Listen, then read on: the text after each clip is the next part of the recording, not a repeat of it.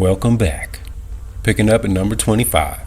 Seth MacFarlane actually has to record Peter's lines later in session specifically to avoid vocal blowout before switching to Brian's smoother register. Peter apparently takes that much out of him vocally, which honestly tracks. Have you heard that man scream? 24. For background crowd voices, the show runs a separate stock company recording completely apart from main cast sessions. MacFarlane himself often fills in unnamed background characters during these. So in any crowd scene, that could genuinely be Seth MacFarlane playing someone with no name and no future in Quahog, just quietly existing. Same as the bald guy with the glasses, honestly. 23. MacFarlane has actually said that doing Brian's voice is harder than all his other characters, because there's no funny voice to hide behind during emotional scenes. So when Brian is being sincere, it's just MacFarlane with nothing between him and the moment, which explains why those scenes actually land differently from everything else in the show. 22. Mike Henry based Herbert's voice on senior citizens he worked with at a grocery store. That one voice turned a complete one-off appearance into Love and Die and Dixie into a series regular that's been on the show for over 20 seasons. One grocery store job, one voice, 20 years of Herbert the Pervert. Somehow that feels exactly right. 21. William H. Macy originally auditioned for the role of Brian. He was passed over for being too pitchy. So close to a completely different show. Brian Griffin almost had an Academy Award nominated actor behind him, and the producers just said, nah, too pitchy. Imagine that. 20. The same walk and run cycles for the main cast have been recycled since season 1. The same movement loop for Peter and Stewie show up across hundreds of scenes with barely any variation. Storyboard veterans confirmed asset reuse is just standard practice across the show's year-long pipeline, running on recycled legs since day one and never once mentioned it. 19.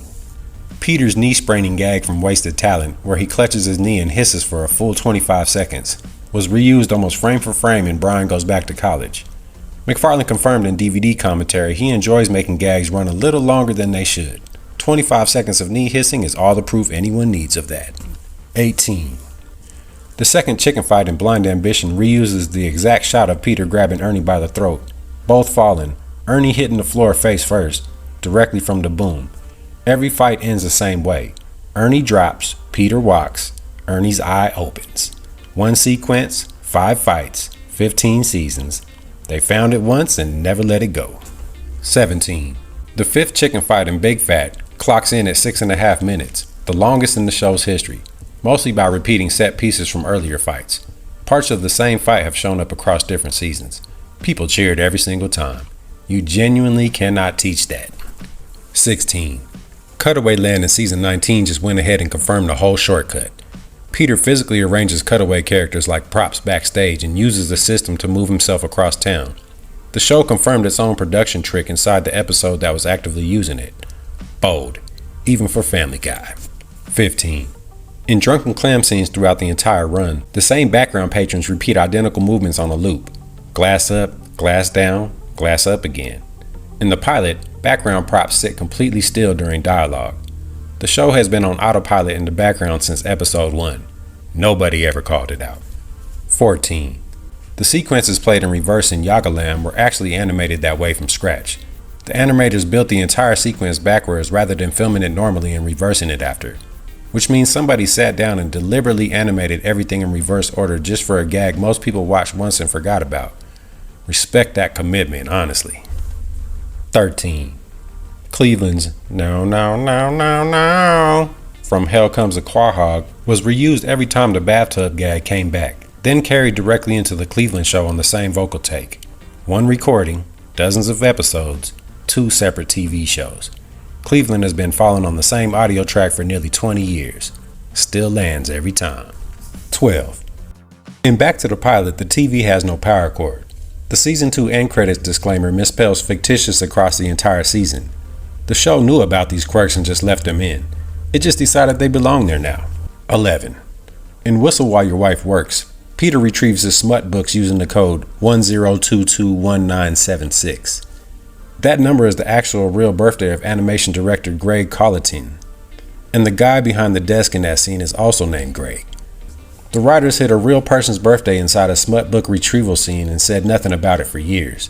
That's one way to leave your mark on television, honestly. 10. Also in Back to the Pilot, the Griffins hold on to memories from Brian's altered timeline even after it gets completely undone. Stewie is established as the literal origin of the universe in the Big Bang Theory episode, then ceases to exist in Chap Stewie with zero universal consequences. His inability to be understood by adults gets broken across multiple episodes before the show quietly turned the whole thing into a running joke. The internal logic of this show is not a system. It never was. 9. The show references things that never happen on screen all the time. Peter remembers the time setups lead into memories that never existed in any prior episode. Brian's novel gets mentioned for multiple seasons before it technically exists. The show cites its own history with the full confidence of someone who definitely remembers what happened. Allegedly. 8.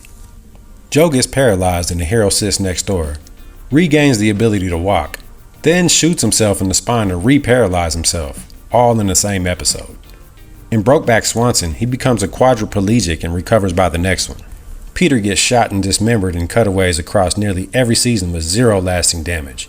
Cartoon logic is the show's official medical policy, and honestly, the most consistent thing about it. 7.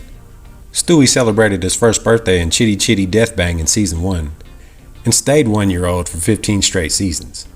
New Kidney in Town references Obama as sitting president, placing it in 2009 at the earliest, but the characters are the exact same ages they were in 1999. The show's timeline is not a timeline. 6. Joe's paralysis origin changes between Season 1 and later episodes, from slipping off a roof on Christmas chasing the Grinch to getting shot at a heroin lab while undercover. The show's answer to every continuity problem is always the same. Joke about it and keep going. 25 years in, still works. 5. Quagmire is somewhere in his 30s in early seasons and officially 61 in Foxy Lady. Brian is 7 in Brian in Love and somehow 10 in current episodes. The writers didn't just leave the inconsistencies in, they made them the punchline, which makes it worse, and somehow so much funnier. 4. Meg's pink hat actually serves a real purpose in the show. In Friends Without Benefits, it's revealed that the hat covers her heart, which she was literally born with on the outside of her head. The doctors confirmed it was not supposed to be there, so she should probably always wear a hat, which she does, every single episode. And most people thought it was just a character design choice. It wasn't. 3. Brian's origin in Brian Portrait of a Dog says he met Peter as a homeless stray washing windshields. The Man with Two Brians then shows his full puppyhood and birth family, contradicting that completely. Stewie's football-shaped head gets an origin and stuck together torn apart, but Season 1 flashbacks in Chitty Chitty Death Bang already showed him born with it. The facts of this show have always been whatever the current episode needed. Simple as that. 2. In the episode Through the Years, Peter attributes Stewie's selective speech to a wizard, a direct nod to the phrase fans use to wave away plot holes. In Lethal Weapons, after a long fight, Peter looks straight into the camera and asks, "Why, what are they gonna do, cut our budget?" And last but not least, at number 1, the upcoming Stewie spinoff show has Kirker Butler as showrunner, a longtime Family Guy writer who wrote Barely Legal, Padre de Familia, and Something Something Something Dark Side. So the man who wrote some of the darkest episodes in the show's history is now running the spinoff about the baby who tried to kill his mother. Well, that makes complete sense, actually. So there you have it. If nobody around you knows half this stuff, well, now you do. So go ahead and subscribe, hit the bell, and like the video. Until next time.